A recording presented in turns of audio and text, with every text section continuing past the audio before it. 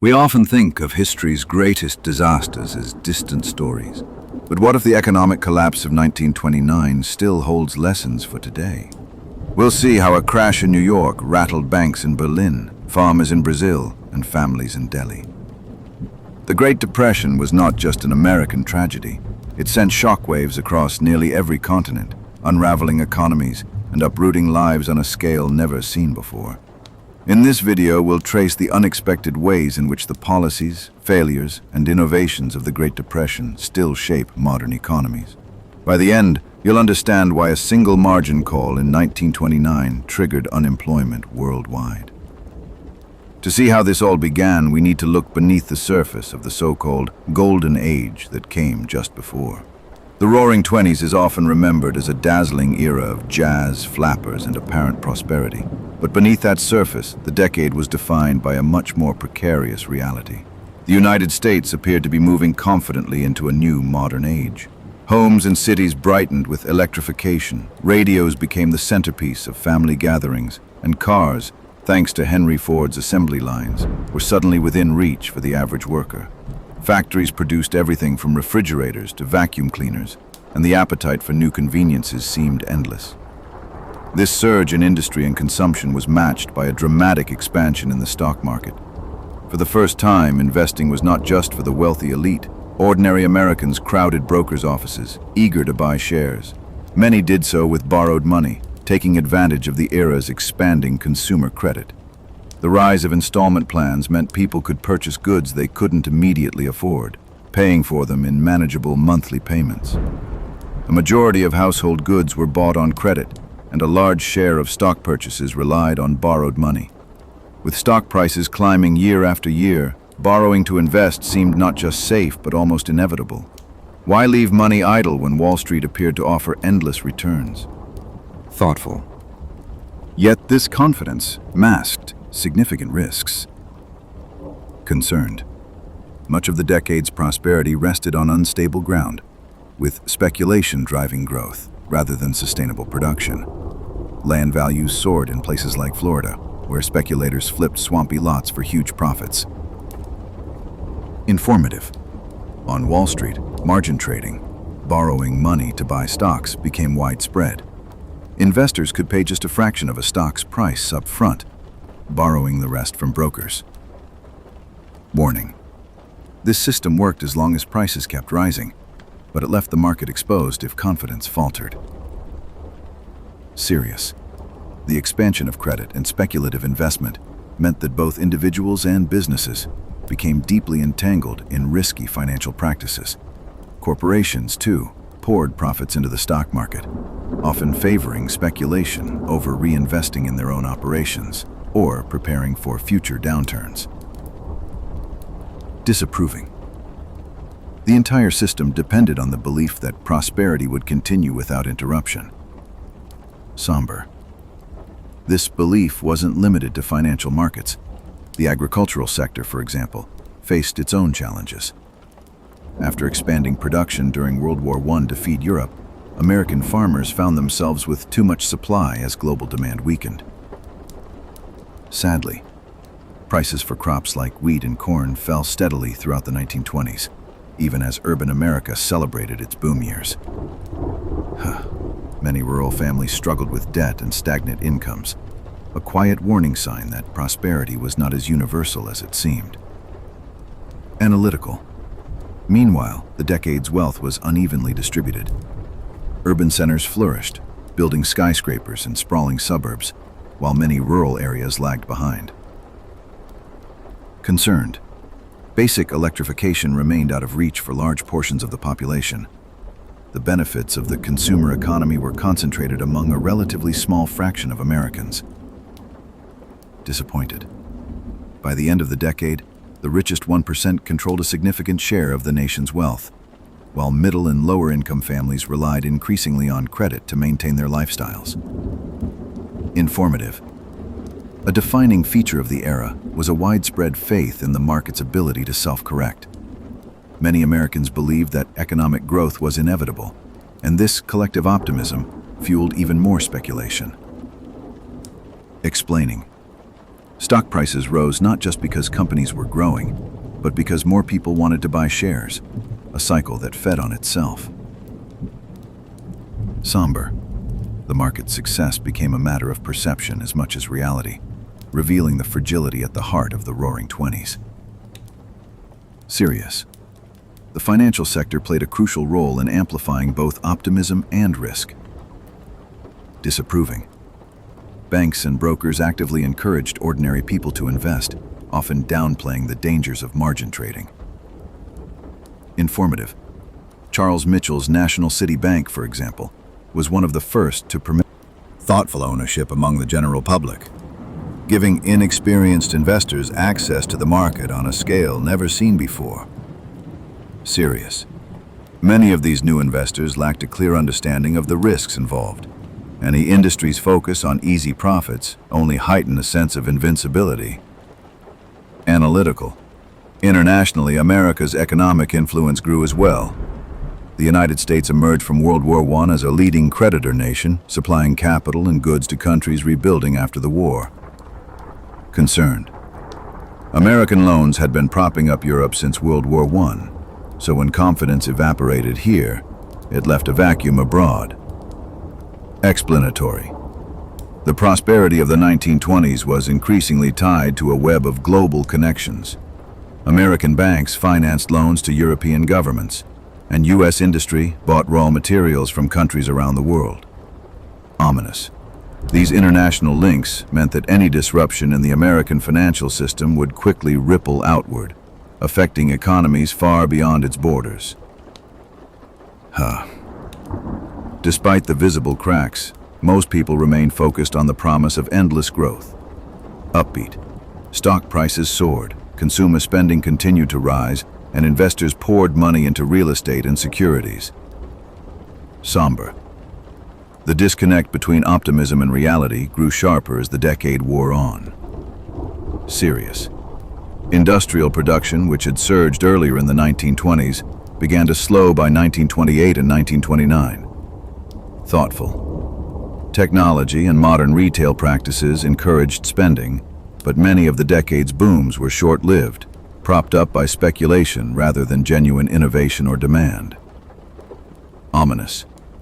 The illusion of stability persisted even as warning signs multiplied. Explanatory. The financial system's reliance on credit and borrowed money made it vulnerable to sudden shifts in confidence. Concerned. If stock prices stopped rising, investors who had bought on margin would be forced to sell quickly to cover their debts, creating the risk of a downward spiral. Grave. The prosperity of the Roaring Twenties, for all its excitement and innovation, was built on a foundation that could not withstand a major shock. Short pause. Dramatic. As the decade drew to a close, the stage was set for a dramatic reversal. The layers of confidence, easy credit, and unchecked speculation left the economy exposed. Serious. The question was not if, but when, this fragile structure would give way. Ehels. The answer came in late October 1929, when a sudden jolt on Wall Street shattered the illusion of endless growth and set off a chain reaction that would reach far beyond the trading floors of New York. When the market's foundation began to crack, the effects were immediate and far-reaching. October 24th, 1929, known as Black Thursday, marked the first wave of panic.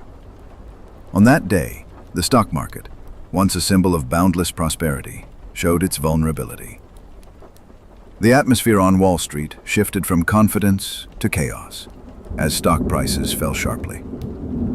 Investors rushed to sell, and the trading floor became a scene of confusion and anxiety.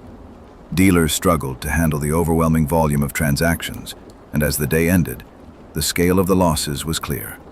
The market had begun a steep decline. The initial shock did not subside.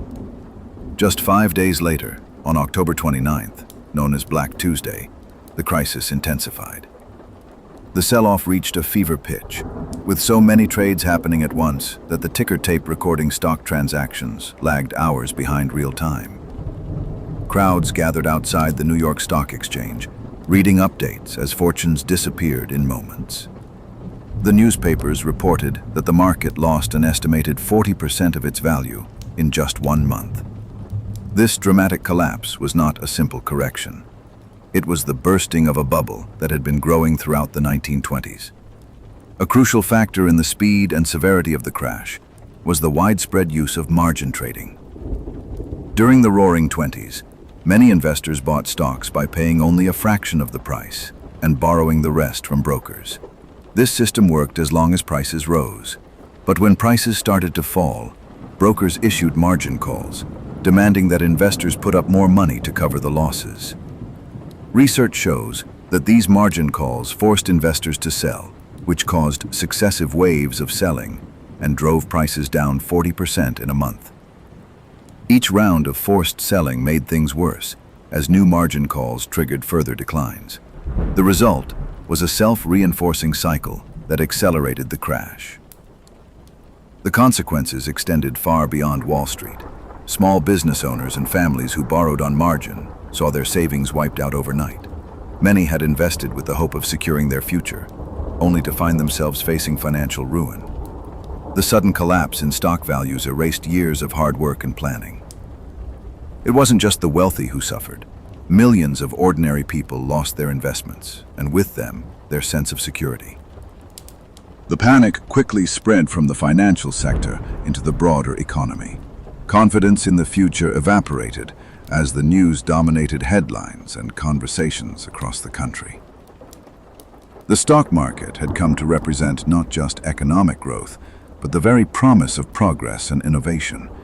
As prices fell, that promise turned to fear. People stopped making major purchases, unsure if they would still have jobs or savings in the months ahead.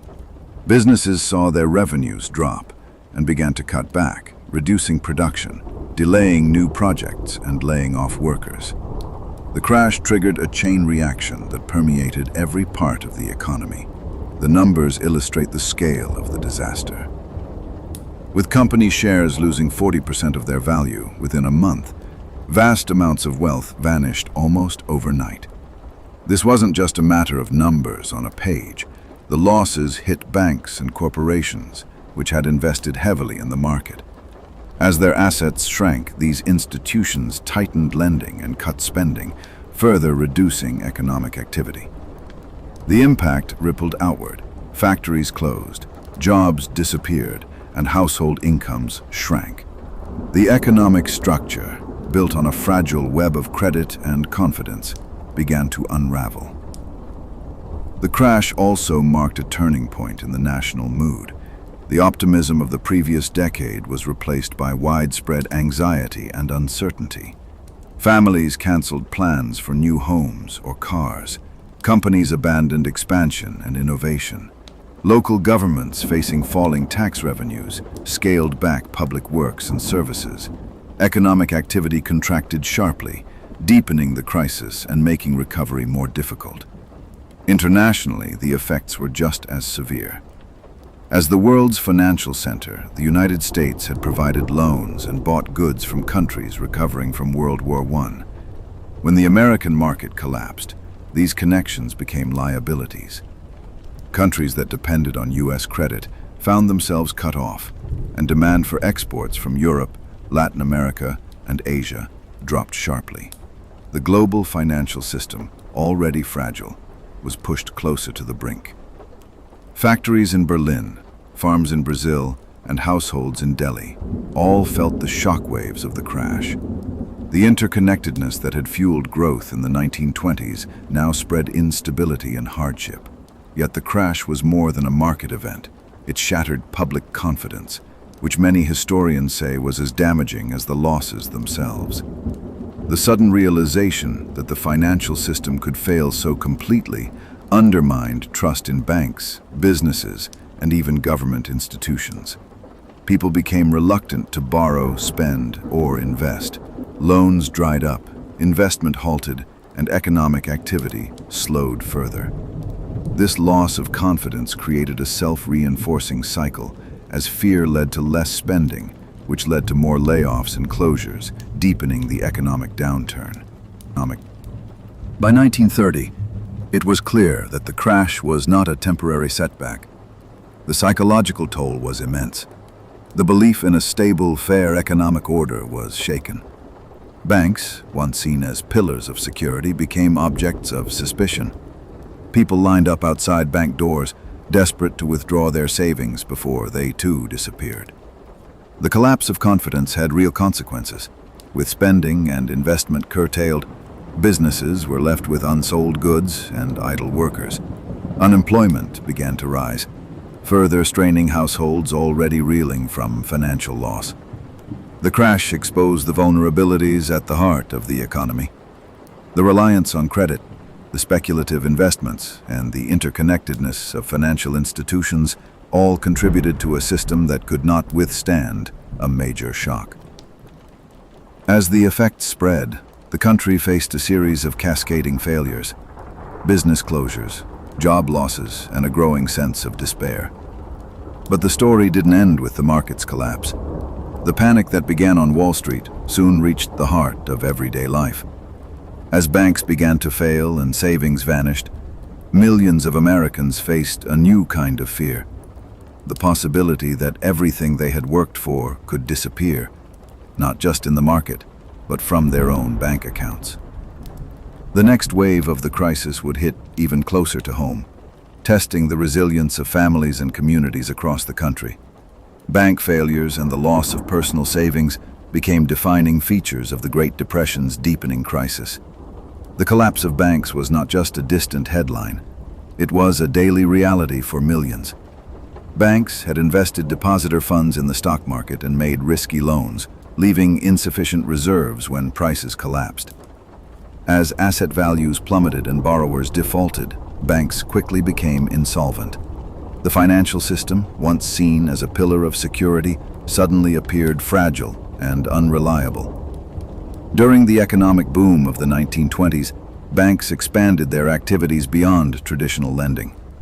Many used their customers' deposits to fund speculative investments or to extend loans to businesses and individuals who were often ill-equipped to repay if the economy turned.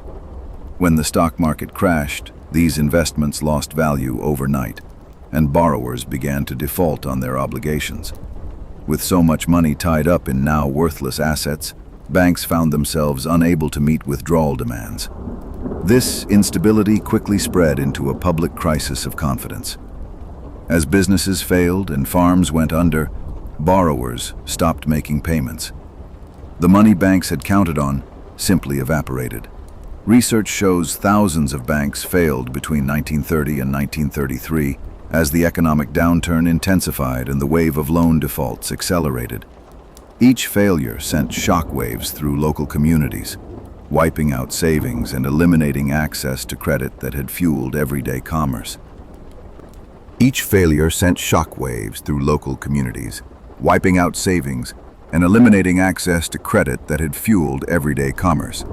Bank runs became a common and destructive phenomenon.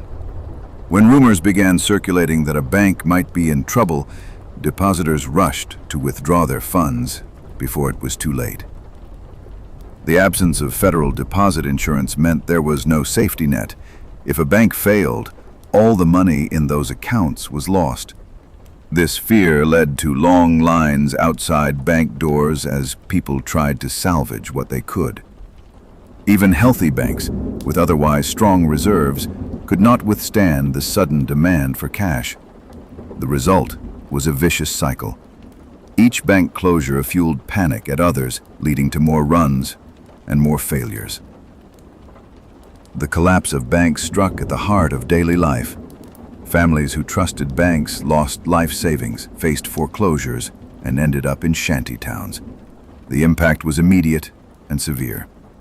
Savings that had taken years to build vanished in an instant, leaving people unable to pay for basic needs or keep up with mortgage payments. Foreclosures became widespread, pushing families out of their homes and into makeshift shelters on the outskirts of towns and cities. In urban areas, evictions became a regular occurrence, while in rural communities, families abandoned farms that had been in their families for generations. Trust in the financial system eroded rapidly. Without deposit insurance, the fate of an individual's savings depended entirely on the solvency of their chosen bank. This uncertainty led people to withdraw whatever money they had left, often hiding it at home or converting it to gold or other valuables. The withdrawal of deposits from the banking system further reduced the pool of money available for loans, stifling business activity and investment. The lack of circulating capital meant that businesses could not fund operations or expansion, and many were forced to close their doors. The effects of the banking collapse rippled through the broader economy. Banks played a crucial role in providing credit to businesses, homeowners, and farmers. When banks failed, the flow of credit dried up. Construction projects halted, factories shut down, and trade slowed dramatically. Small businesses, which relied on short-term loans to manage cash flow, were especially vulnerable. Each business closure led to job losses, which in turn reduced consumer spending and caused further rounds of layoffs and bankruptcies. The cycle of contraction deepened the economic downturn, making recovery even more difficult. The crisis was not confined to the United States. American banks had been major lenders to European countries rebuilding after World War I. As U.S. banks failed or became too weak to continue lending, the flow of capital to Europe stopped. Countries that depended on American financing, especially Germany, faced their own banking crises and economic collapses. The interconnectedness of the global economy meant that the failure of banks in one country could trigger instability elsewhere, spreading the depression across continents. The absence of effective safeguards amplified the devastation.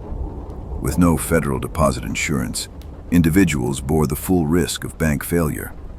The collapse of a single institution could wipe out the savings of hundreds or thousands of families in an instant. This lack of protection not only caused immediate hardship, but also undermined confidence in the entire financial system. People became reluctant to trust banks with their money, preferring to keep cash hidden at home. This further reduced the funds available for lending and investment, prolonging the economic slump. The scale of the crisis forced a national reckoning. The widespread loss of savings and the destruction of trust in banks generated intense public pressure for reform. Policymakers realized that the financial system could not be left to self-regulate. The need for government intervention became clear, both to restore stability and to protect ordinary citizens from future disasters. The creation of the FDIC in 1933, as part of Glass-Steagall, ensured deposits and ended most bank runs, tangible proof that government intervention could restore confidence. The Glass-Steagall Act also introduced important regulations, separating commercial banking from investment banking and limiting the risks banks could take with customer deposits. These reforms fundamentally changed the relationship between Americans and their financial institutions. For the first time, depositors could trust that their money was protected, even if a bank failed.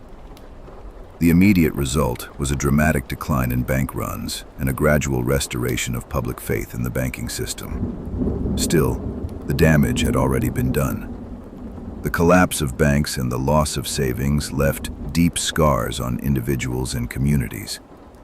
The memory of financial ruin lingered for years, shaping attitudes toward banks and government for generations.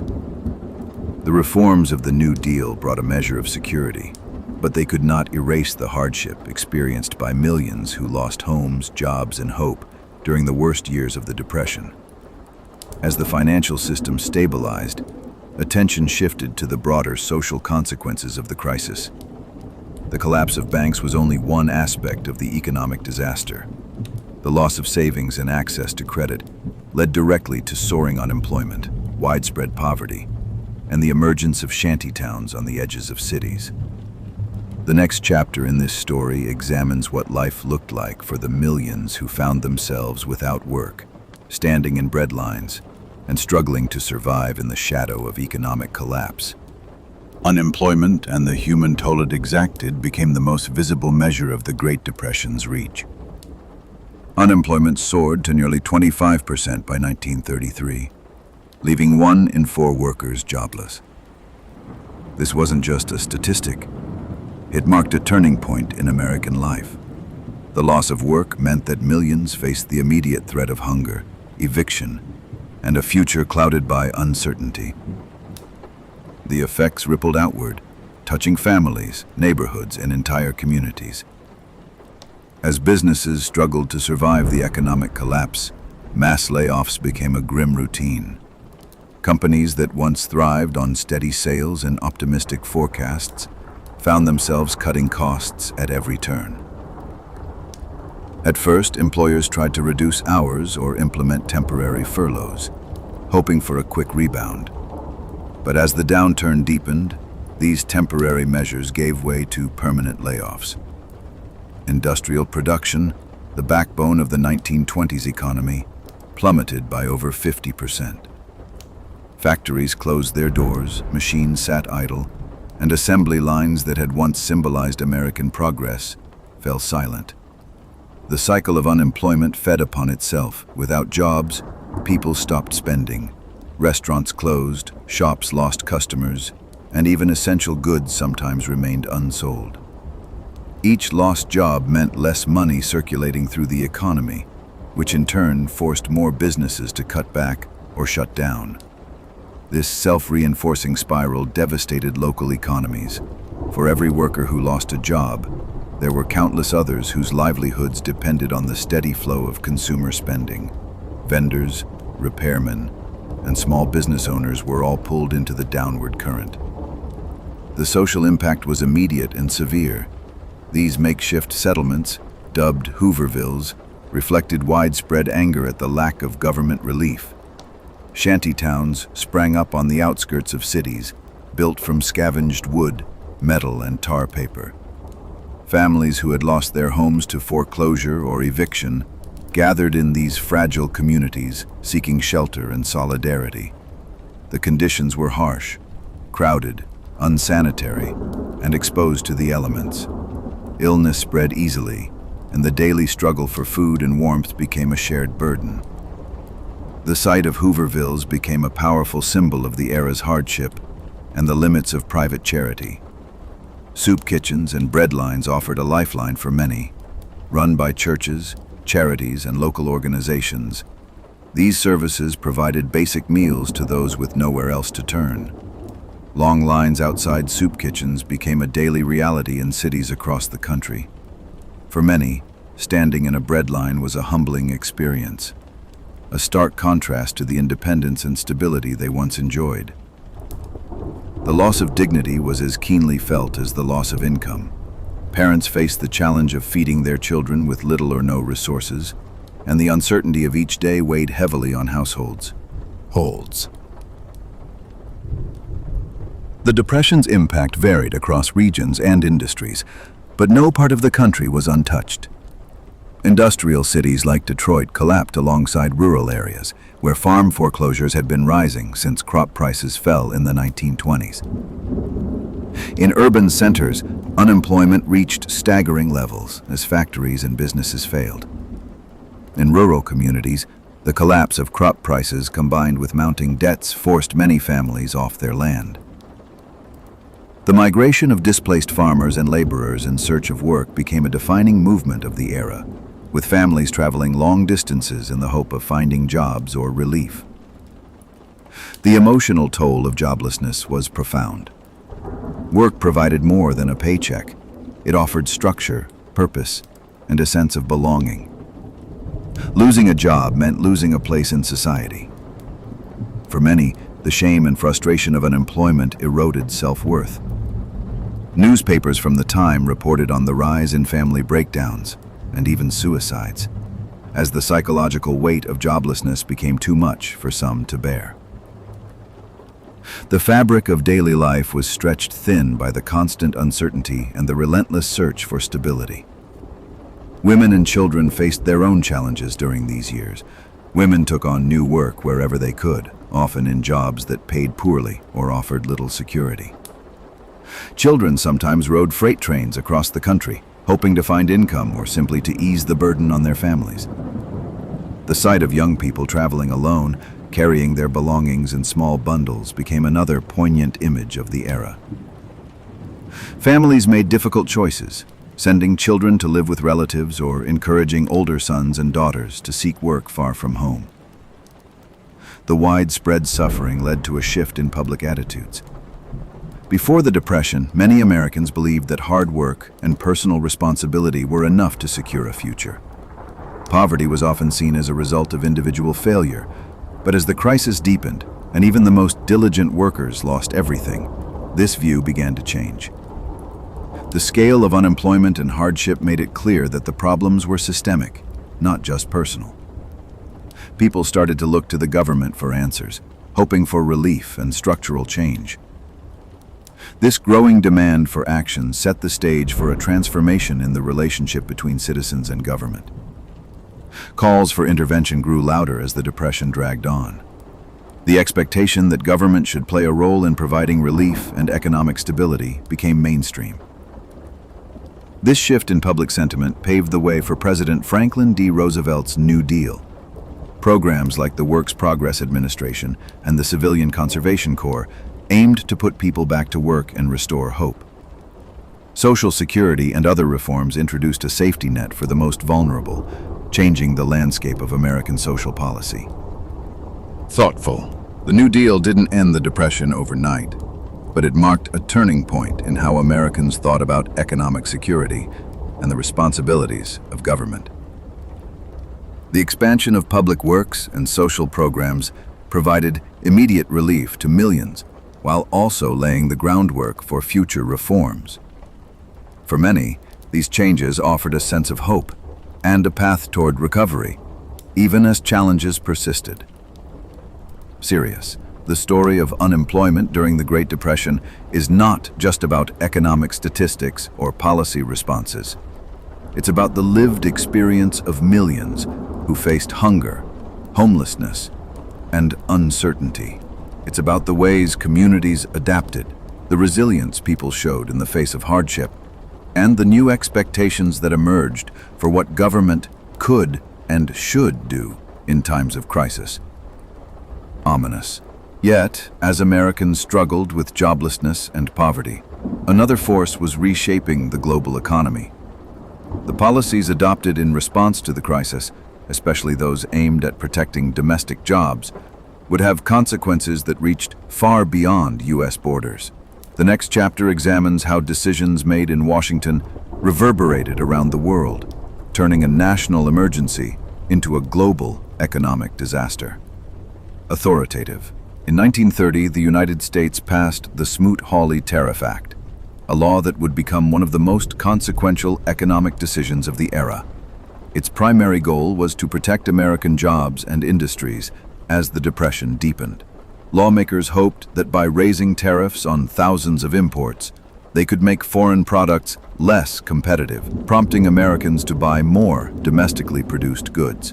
The measure was widely supported by business and farming interests, anxious about rising unemployment and falling prices.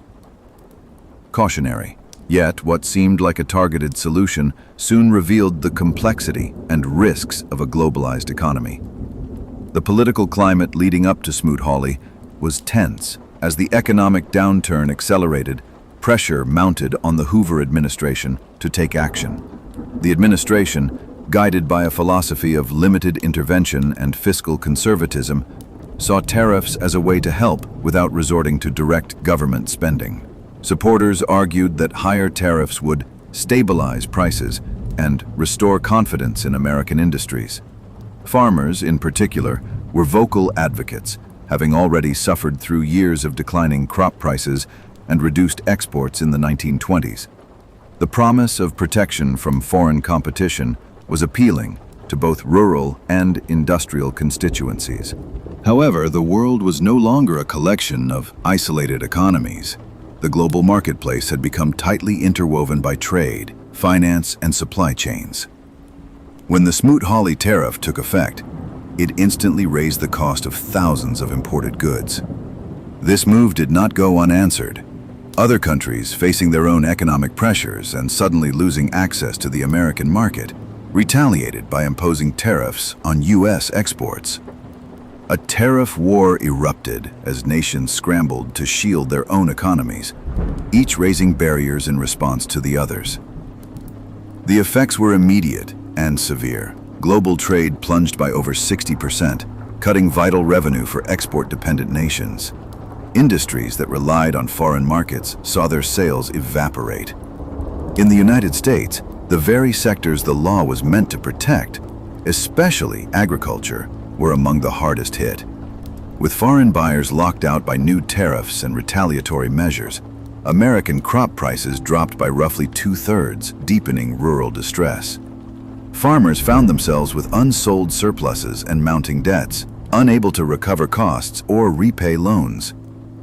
The situation was made worse by the collapse in demand for manufactured goods as American factories lost access to international customers. The impact of Smoot-Hawley reached far beyond U.S. borders. Latin American countries, whose economies depended heavily on exporting agricultural and mineral products, saw prices for their goods plummet. Brazil, for example, faced a crisis when coffee exports, central to its economy, lost major buyers. With revenues shrinking, governments struggled to pay debts and maintain public services, leading to rising unemployment and social unrest. These economic shocks rippled through communities, forcing both urban and rural populations to adapt to a new reality of scarcity. Europe felt the consequences acutely.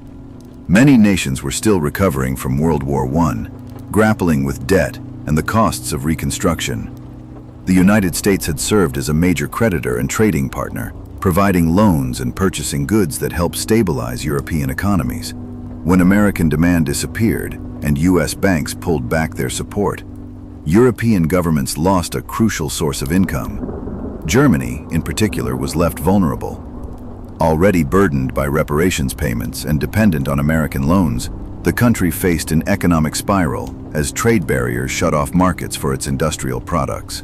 The resulting downturn contributed to rising unemployment and social instability.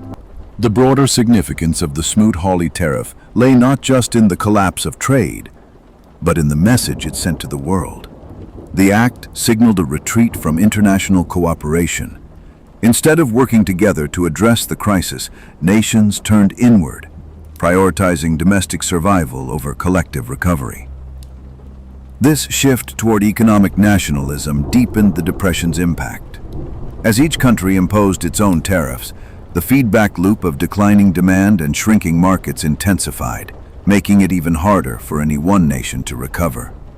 Industries across the United States felt the unintended consequences. Factories that depended on imported materials or parts faced higher costs, disrupting production lines already weakened by the Depression.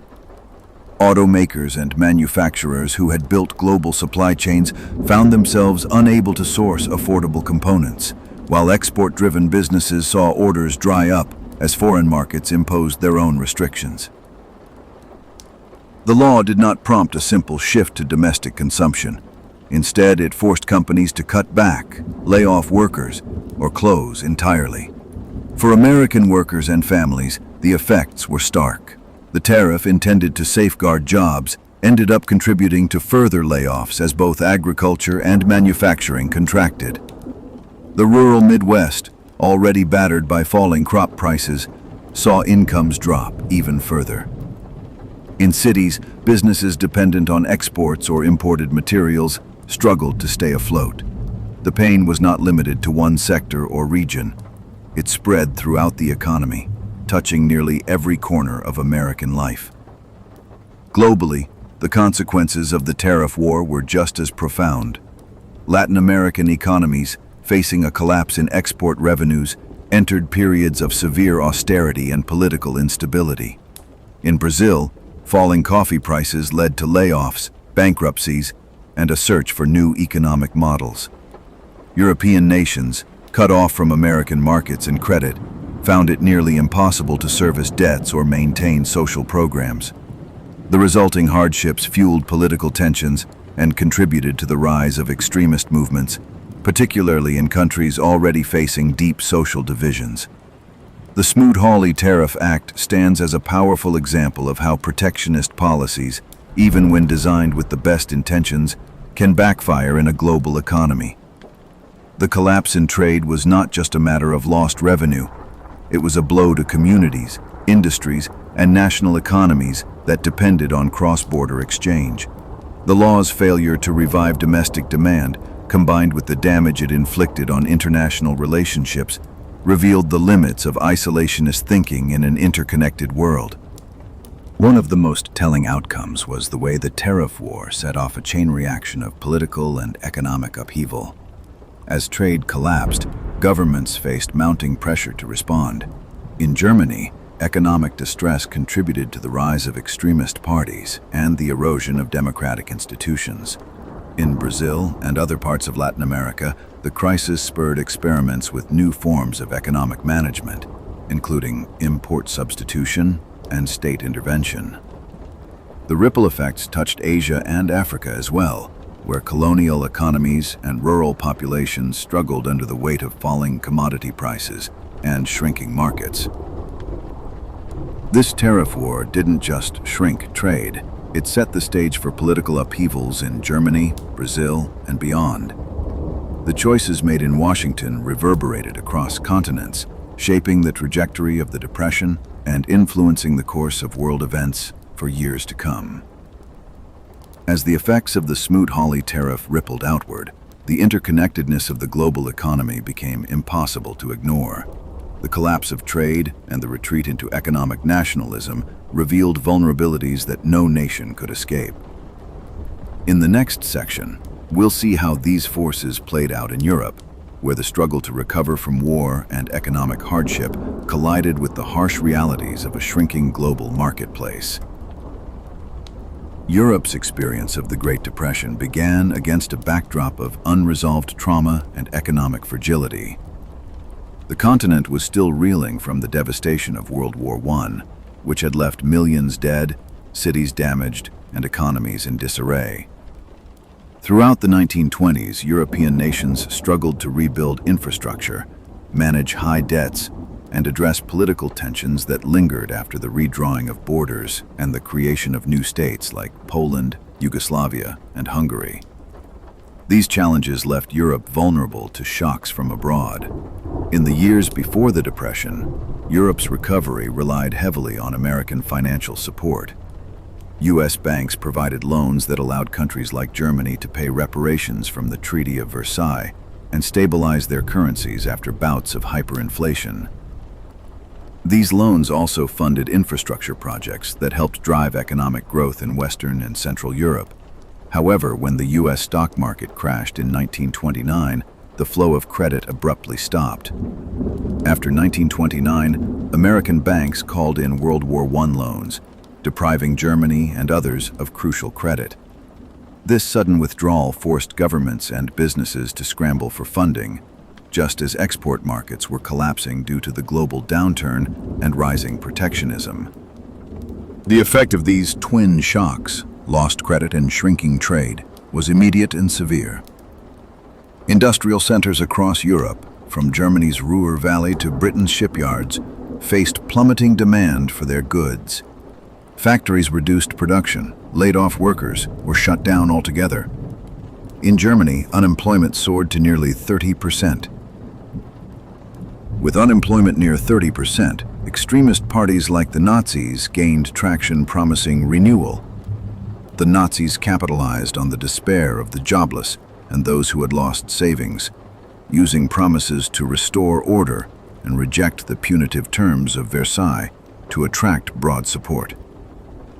Their rapid rise in the early 1930s transformed Germany's political landscape, setting the stage for the events that would lead to World War II. Elsewhere, the economic crisis fueled social unrest and political change. Austria, already struggling with post-war economic instability, became the center of a major financial panic when its largest bank, Creditanstalt, failed in 1931. When Austria's Creditanstalt Bank failed in 1931, it triggered panic and government nationalizations across Europe. This crisis exposed the vulnerability of having a few large banks dominate national economies. In response, many European governments took ownership of banks to prevent the kind of widespread bank runs seen in the United States. These interventions helped maintain a measure of stability, but placed further strain on public finances, limiting the ability to address unemployment and poverty. Britain's response to the Depression reflected the prevailing economic orthodoxy of the time. The government initially pursued austerity, raising taxes and cutting public spending in an effort to balance the budget and signal fiscal responsibility to investors. Unlike the US, Britain initially stuck to austerity, worsening demand until abandoning the gold standard mid-1930s spurred recovery. The focus on balancing budgets, however, led to reduced demand, further job losses, and deepened the downturn, especially in industrial regions dependent on coal mining, steel, and shipbuilding. Only after Britain left the gold standard and allowed its currency to depreciate did the economy begin to recover, as cheaper exports helped revive industry. France, too, followed a path of fiscal conservatism, increasing taxes and curbing spending. The government hoped to maintain stability and protect the franc, but the result was a sluggish recovery and persistent unemployment. Political instability followed, with frequent changes of government and the rise of both left and right-wing movements. In other Western European countries, similar policies led to similar outcomes: weak demand, rising joblessness, and mounting frustration among workers and business owners alike. Eastern Europe's experience was shaped by its dependence on agriculture. In countries such as Hungary, Romania, and Yugoslavia, about 70% of the population worked in farming. The collapse of global agricultural prices during the Depression left many unable to earn enough to pay taxes or cover basic needs. Large landowners evicted tenants who could not pay rent, and small farmers were often forced to sell their land. Rural poverty deepened, and the effects rippled through local economies as spending dried up and migration to cities increased. With non-agricultural employment also forming as trade contracted, these countries found themselves trapped in a cycle of poverty and limited opportunity. The contraction of international trade hit Europe especially hard. Many European countries had small populations and relied heavily on exports to sustain their economies.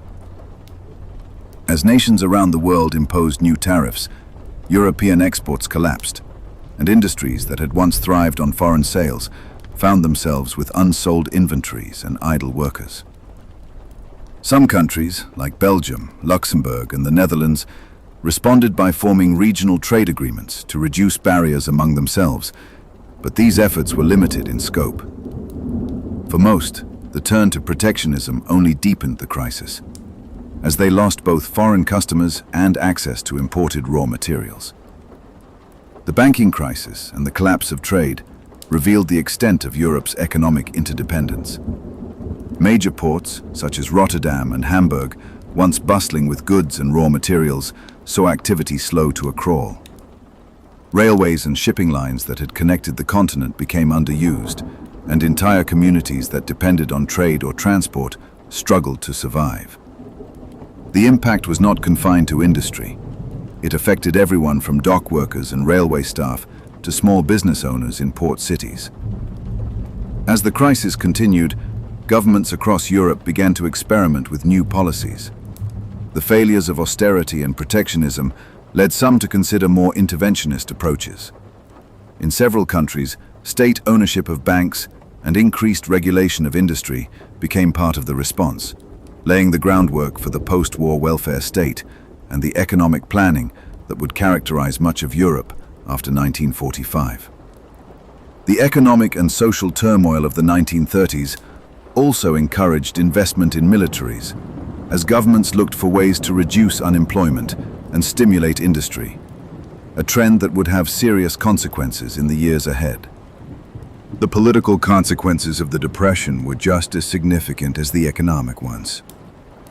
In Germany, the rise of the Nazi Party was the most dramatic example. But other countries also saw the growth of extremist movements on both the left and right. Italy, Spain, and Hungary all experienced political shifts that would shape their futures. The widespread disillusionment with traditional parties and institutions created space for leaders who promised radical solutions. And the instability of the era set the stage for further conflict. Not all countries experienced the Depression in the same way. In Eastern Europe and the Balkans, the destruction of agriculture and the lack of industrial development led to long-term stagnation. In more industrialized nations, the crisis forced a rethinking of economic policy and a reevaluation of the relationship with the global economy. Across the continent, the Depression left a legacy of hardship, policy innovation, and political change that would shape Europe for decades. The Great Depression in Europe was not an isolated event. Its impact resonated across borders, shaping responses in distant regions. As European economies struggled to adapt, other parts of the world faced crises of their own, each with distinct challenges and responses. For Latin America, the onset of the Great Depression exposed the deep vulnerabilities of economies built on exporting raw materials. Throughout the 1920s, countries in the region had supplied agricultural goods and minerals: coffee from Brazil, beef and wheat from Argentina, copper from Chile, to industrialized nations in the United States and Europe. This model brought prosperity when global demand was high, but it left Latin America exposed when the Depression struck. As the crisis unfolded, international demand collapsed, and many Latin American export prices fell by half or more between 1929 and 1932. The resulting shock reverberated across the region, affecting not only government revenues, but also the livelihoods of millions who depended on trade. Brazil, the world's leading coffee exporter, experienced some of the most dramatic consequences. Coffee had long been the backbone of Brazil's economy, supporting infrastructure projects and providing jobs for rural workers and city dwellers alike. When global demand dried up, coffee prices plummeted by over 60%. Warehouses overflowed with unsold beans, and the government faced a daunting challenge: how to prevent prices from falling even further. In a desperate effort to stabilize the market, Brazil burned about 60 million bags of coffee, 2 years' global consumption, to stabilize prices. This intervention, while drastic, could not shield farmers and laborers from the collapse in income. The effects rippled outward, hitting local businesses, shopkeepers, and service providers who depended on the prosperity of coffee-growing regions. Argentina faced a parallel crisis. The country's economy was heavily reliant on exporting beef and wheat, particularly to Europe. As countries like Britain and France imposed tariffs and turned inward, Argentina's export revenues fell sharply, dropping by half. Warehouses filled with unsold meat and wheat stocks sat idle in silos. Farmhands lost their jobs, and the effects reached into the cities, where rising unemployment and poverty became increasingly visible. Buenos Aires, once a bustling hub of trade, saw its fortunes wane as the export engine stalled. Chile's story followed a similar pattern. The country's dependence on copper exports to the United States left it particularly vulnerable when industrial demand collapsed. Mining towns that had grown rapidly during the boom years now faced abandonment. Mines shut down, and thousands of workers found themselves without income or prospects. The loss of export revenue strained government budgets and left communities struggling to survive. The collapse of export prices was not just an economic event. It reshaped daily life for millions. Latin America's economic structure had long favored the production of raw materials for foreign markets, often at the expense of developing local industries. As global trade contracted, the limitations of this export-dependent model became clear. With few alternative sources of income, countries across the region faced rising unemployment, falling wages, and widespread poverty. Protectionist policies in the United States and Europe made matters worse. As these countries raised tariffs and restricted imports, Latin American nations found it even harder to sell their goods abroad. The resulting decline in trade deepened the economic downturn and forced governments to rethink their strategies. In response, Latin American leaders began to experiment with new approaches. One major shift was the adoption of import substitution industrialization, or ISI. This strategy aimed to reduce dependence on foreign goods by encouraging the development of domestic industries. Governments offered loans and incentives to businesses willing to convert local raw materials into finished products. In Brazil, cotton growers established textile factories, allowing them to produce clothing for local markets rather than relying on foreign manufacturers. Sugarcane producers set up refineries, processing sugar domestically instead of exporting raw cane. ISI gained momentum, especially in countries with large urban populations and existing infrastructure. By 1938, Brazil produced 85% of its manufactured goods domestically, a dramatic shift from export dependence. New industries emerged in cities like São Paulo and Buenos Aires, producing shoes, furniture, and household goods for local consumers.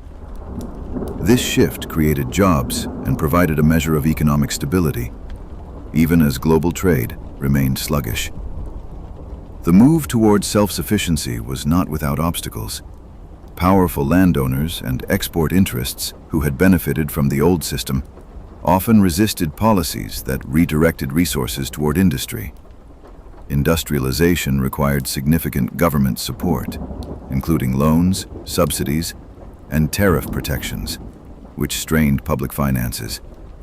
Smaller countries, lacking the resources and markets of Brazil or Argentina, found it harder to establish competitive industries and saw more limited gains from ISI. Currency policy became another key tool in the region's response to the Depression. Countries abandoned the gold standard to devalue currencies, making exports cheaper, but also triggering inflation. By allowing their currencies to lose value, governments hoped to boost export competitiveness and attract foreign buyers. However, this approach came with trade-offs. Inflation eroded the purchasing power of workers and families, making everyday goods more expensive. Balancing the need to stimulate exports with the risks of rising prices became a persistent challenge for policymakers. Throughout these changes, agriculture remained central. Governments struggled to support farmers hit by falling prices and shrinking markets. Efforts to stabilize prices often required reducing production or taking land out of cultivation. In Brazil, state intervention dictated how much coffee could be grown and sold, a significant departure from earlier free market policies. Recovery in the agricultural sector was slow and uneven, with many small farmers pushed to the brink by competition and low prices. Despite these difficulties, the Great Depression marked a turning point for Latin America's economies. The crisis forced governments to confront the dangers of relying solely on exports and prompted a broader commitment to economic diversification. While the immediate results of ISI and currency devaluation were mixed, these strategies laid the groundwork for long-term development. The creation of domestic industries and the focus on internal markets helped some countries recover more quickly and provided a buffer against future global shocks. Trade barriers introduced by colonial powers and their rivals compounded the difficulties. The Dutch East Indies, for example, exported refined sugar to India, where it was processed and sold locally. As protectionist policies spread, these arrangements broke down, hurting both producers and consumers. The interconnectedness of colonial economies meant that a disruption in one market could quickly affect livelihoods across vast distances. Some Asian economies found temporary relief through currency policy. British India and China, both operating on the silver standard, saw their currencies depreciate as global silver prices fell. This made their exports cheaper and provided a short-term boost to industries like textiles and tea. For a time, Indian and Chinese goods became more competitive in world markets, and some sectors even expanded despite the global downturn. However, this advantage was fleeting. When silver prices rebounded in the mid-1930s, export growth stalled and the benefits evaporated. Japan's response to the depression was both swift and consequential. In 1931, Japan devalued its yen, spurring industrial growth, but also paving the way for militaristic expansion into Manchuria. The weaker currency made Japanese exports more competitive, fueling a rapid recovery in manufacturing and trade. However, this economic revival was closely linked to Japan's imperial ambitions. The invasion of Manchuria marked the beginning of a new phase in Japanese expansionism, as the government used economic mobilization to support military objectives. China's experience was complex. Operating on the silver standard, China initially attracted foreign investment and saw some economic growth as its exports became more competitive. But when the US and other countries moved to stabilize silver prices, the Chinese economy suffered. The sharp rise in silver prices led to currency appreciation, hurting exports and triggering deflation. At the same time, Japan's invasion of Manchuria in 1931 created further instability, disrupting trade and undermining economic gains. In Iran, the depression underscored the risks of dependence on a single resource. Oil revenues were central to the Iranian economy, and falling global demand put pressure on government finances. In response, Iran renegotiated its agreements with British oil companies to secure a larger share of profits and expanded oil production. While these moves increased state revenues, the benefits largely accrued to oil drill owners and a narrow elite, with ordinary Iranians seeing little improvement in their living standards. Throughout Africa and Asia, the depression exposed the dangers of economic systems built on dependency and exploitation. Colonial powers prioritized their own recovery, often tightening control and extracting more from their colonies as global markets contracted. Local populations bore the brunt of falling prices, rising taxes, and the absence of any meaningful safety net. In many cases, hardship was compounded by forced labor, loss of land, and the breakdown of traditional livelihoods.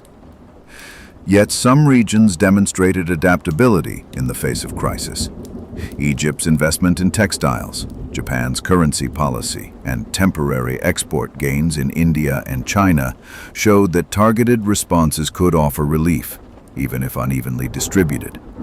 These experiences highlighted the importance of economic diversification, local industry, and policies that considered the needs of rural and working populations. The impact of the Great Depression in Africa and Asia left lasting marks on both economic structures and social relations. The failures of colonial and export-dependent models prompted new thinking about independence, development, and the role of the state, a theme that would gain momentum in the decades that followed. As the Depression deepened worldwide, different governments began to experiment with new ways to address mass unemployment and economic collapse.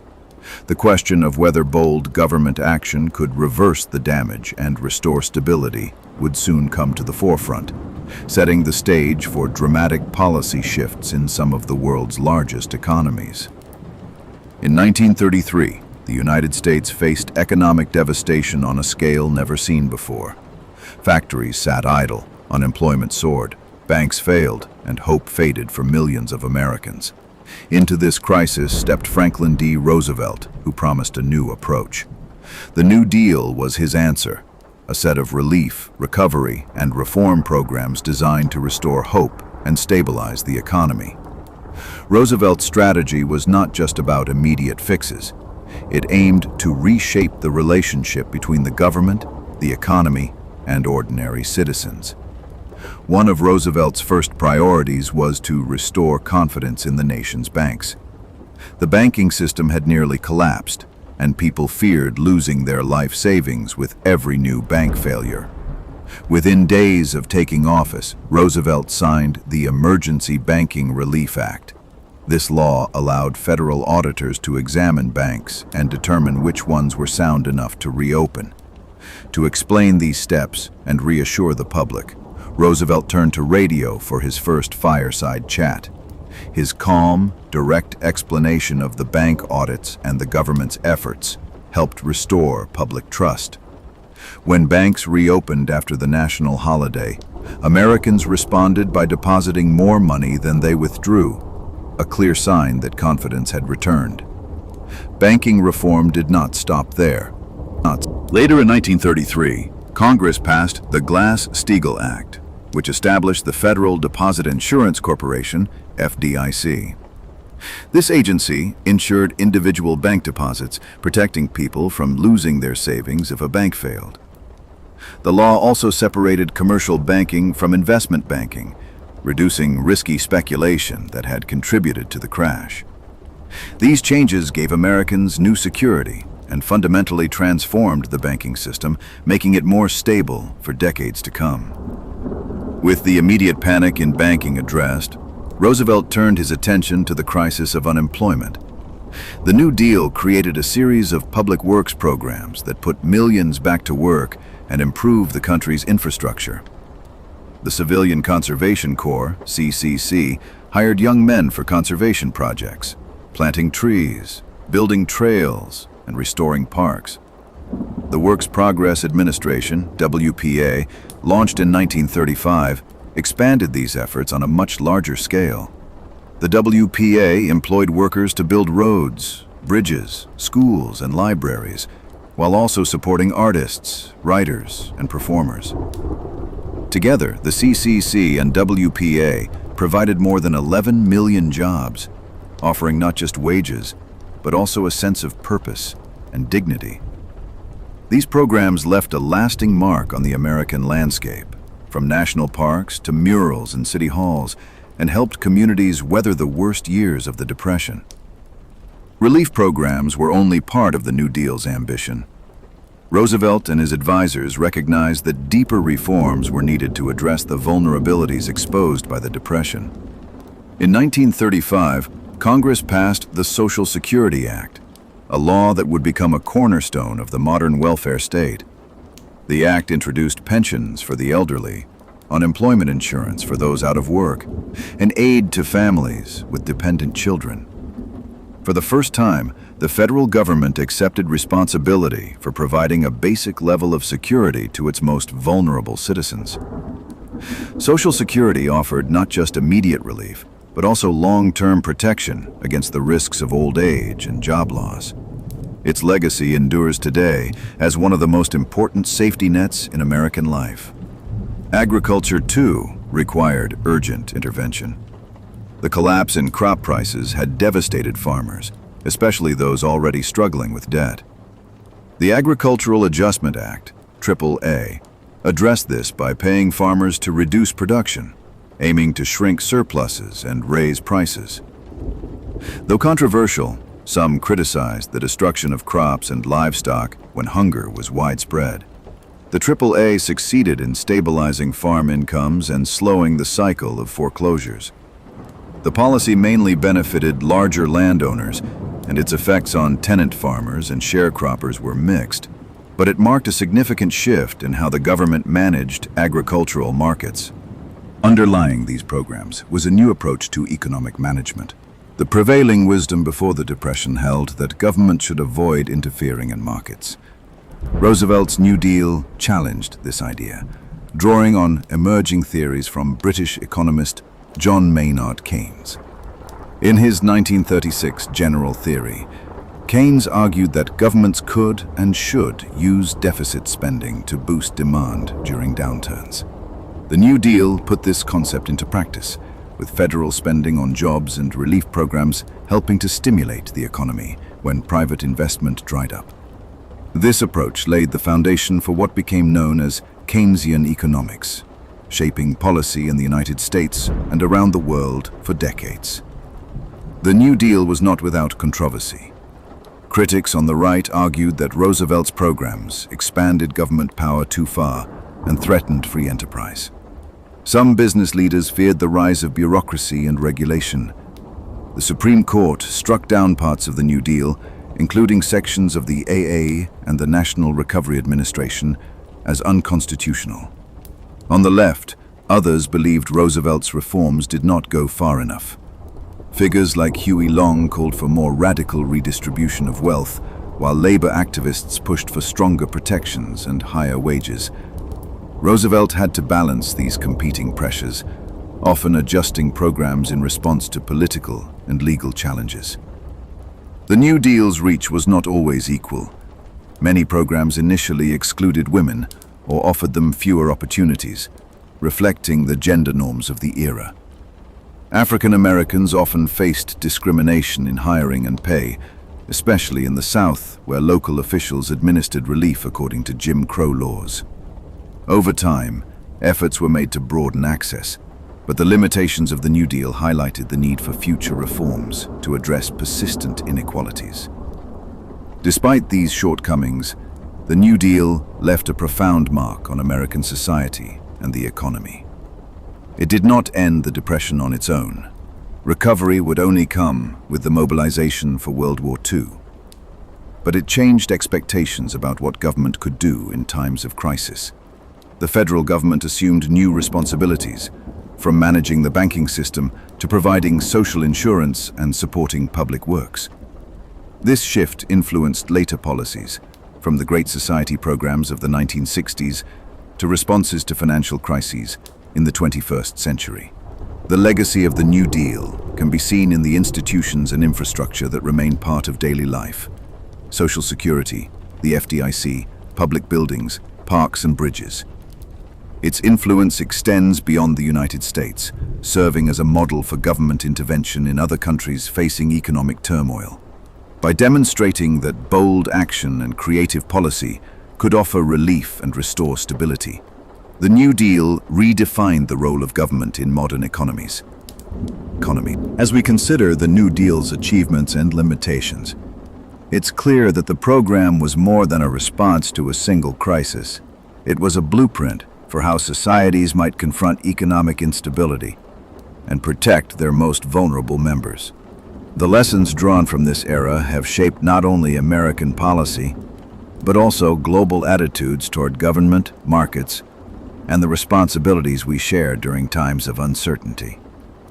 Understanding the New Deal's impact helps us see how economic shocks ripple across borders and generations, changing the way people think about risk, security, and the power of collective action. The Great Depression forced a reckoning with the limits of old ideas and the possibilities of new solutions. The choices made during this period continue to inform debates about economic policy and the role of government today. What happened in the 1930s serves as a reminder that no economy operates in isolation, and that policy decisions can have far-reaching effects, sometimes in ways no one can predict. The New Deal's legacy is not just in laws and buildings, but in the recognition that economic stability and social welfare require vigilance, adaptation, and a willingness to act boldly when circumstances demand it. The Great Depression stands as a turning point that reshaped how societies understand and manage economic crises. It showed how protectionism backfires, how bank runs devastate communities without deposit insurance, and how government spending can save economies, lessons still relevant in today's global markets. The crisis spurred the development of Keynesian economics and set the stage for the modern role of government in economic management and social welfare. If you found these connections between the 1930s and our world today insightful, like the video and subscribe for more economic history that helps explain our modern landscape. What current policies might be tomorrow's warning signs? Share your thoughts in the comments.